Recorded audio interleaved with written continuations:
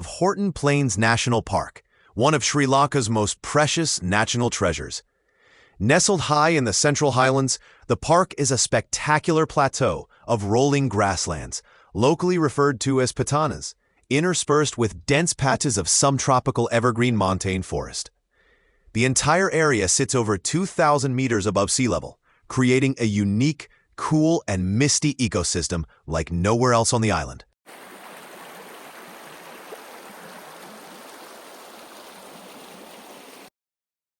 The main attraction here is the famous 9.5-kilometer circular trekking trail.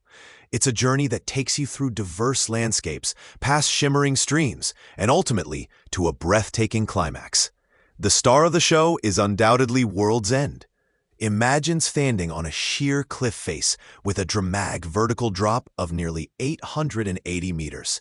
On a clear morning, the view is simply unparalleled. The landscape cascades down from the highlands, through the valleys and plains, all the way to the distant southern coast of Sri Lanka.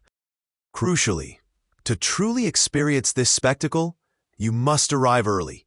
By mid-morning, a thick blanket of mist often rolls in, swallowing the magnificent view whole.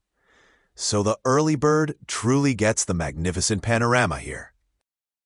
But the plains offer more than just cliffside views.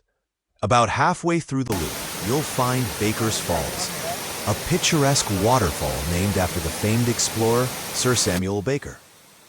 Hidden within a small forest pocket, the cascade plunges about 20 meters, its cool spray a refreshing reward for the trekker. The sight and sound of the water here provide a peaceful contrast to the vast, windswept grasslands. This park is also the source of three of Sri Lanka's major rivers, the Mahaweli, the Wallaway, and the Kalu River. This highlights its critical role as a water catchment area for the entire country. Horton Plains is a biodiversity hotspot.